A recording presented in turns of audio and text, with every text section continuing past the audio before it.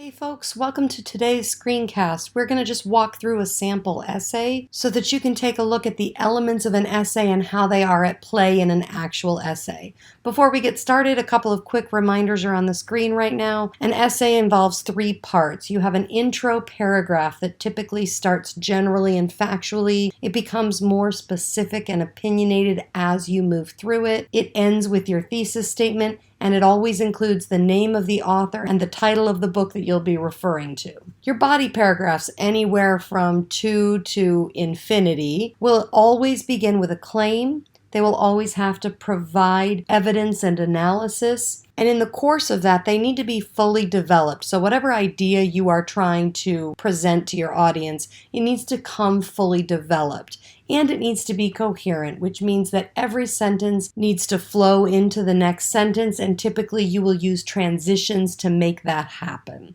And then part 3 is your conclusion paragraph. That always begins with a rewording of your thesis. Basically, you're telling your reader what you told them. It then summarizes the key points from the essay, and it ends with some kind of a clincher or a call to action. So let's take a look at this in action. Okay, as we move through this essay, I've created the outline for you on the left and the essay itself on the right. And so we'll just read through the introduction paragraph and then we'll talk about it. Okay, so this paragraph begins factually or generally. It just is a brief summary statement about the kite runner. Notice that you also get the title of the book in there, so you can check that off your list. The next couple of sentences are where this author begins to become more specific and opinionated. And the final sentence of the introduction is that author's thesis statement, where they say that the author, whose name is listed there, uses sentence structure and repetition to help illuminate theme, which is that the decisions people make in childhood shape the adults that they will become. So their thesis statement includes their interpretation of the theme and how they're going to get there. The first body paragraph then is going to start proving that thesis statement. So it's going to have something to do with sentence structure and repetition, and it's going to have to eventually get us to the fact that decisions that people make in childhood shape the adults that they will become. Okay, so if we examine this body paragraph for its component parts, we see it starts with a claim.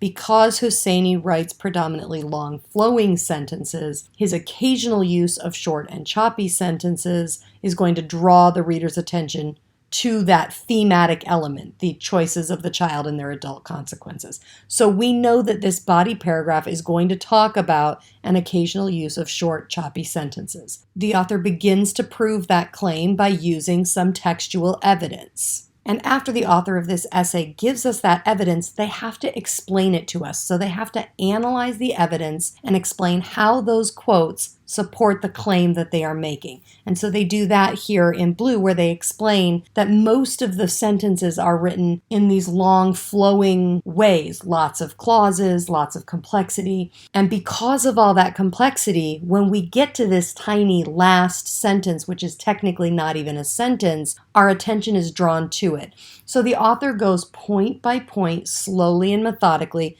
to explain all of that to us, so that we can see the claim is valid.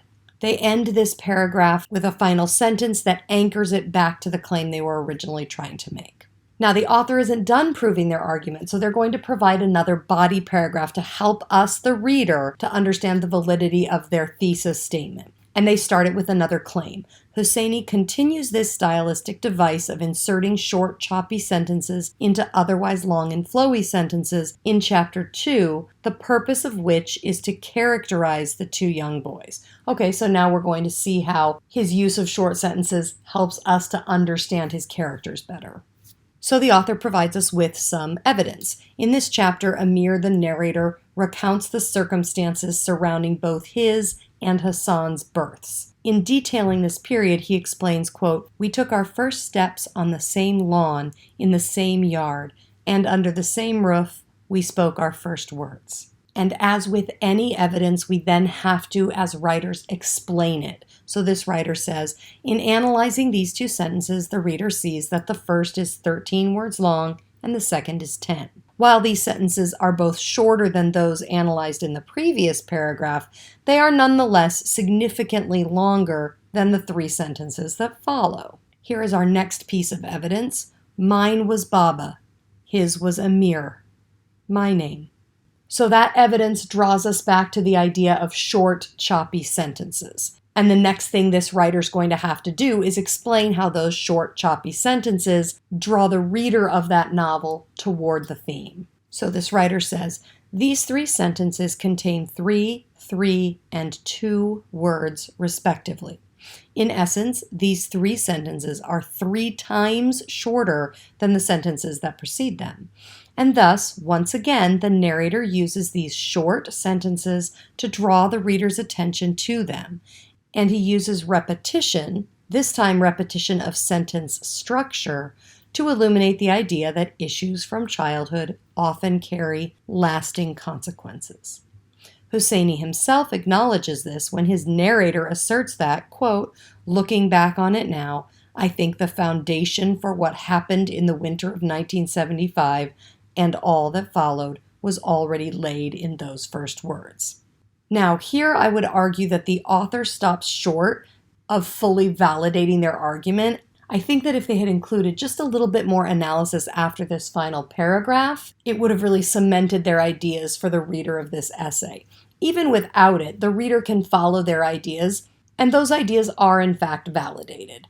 And so, having finished the argument, the author of this paper now has to conclude. Hosseini's use of distinctly different sentence types and lengths, coupled with repetition of both words and structure, helps the reader to see Hosseini's argument that the circumstances people live through in their youth often help to create the people they become. So you can see that this is a restatement of the thesis. Notice that it isn't the exact same words, but it is more or less the same idea. So you want to reword your thesis statement without actually writing the exact same words. The next thing you need to do is to summarize your key points, which you can see right here. And the last thing they need to do is leave us with some clincher or a call to action.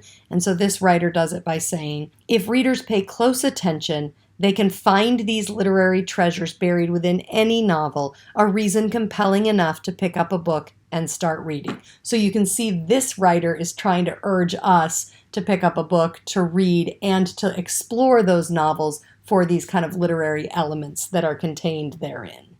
And finally, I just want to take a look at a couple of transitions so that you can see how those work inside of any paragraph to help create flow or coherence.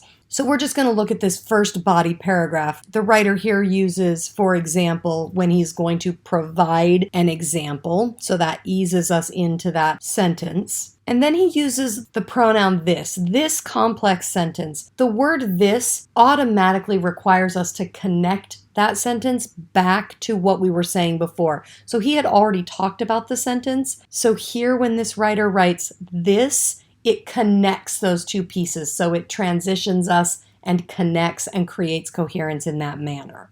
He moves on to say, the majority of the chapter proceeds in the same fashion. However, the conclusion of the chapter ends with blah, blah, blah.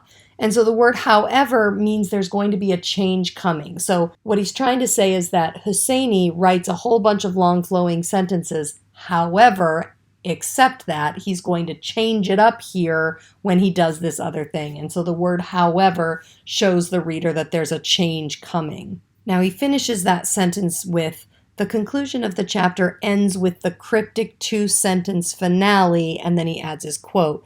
And you can see in the next sentence, a transition he uses again is where he says, the first of those sentences. So the word those works in the same way as the word this. It connects us back to those cryptic 2 sentences that he was talking about in the previous sentence. And in that way, he glues those 2 sentences together and creates that coherent flow. He uses however again to show us that again he's going to change this idea. He uses this again to connect us with the previous sentence.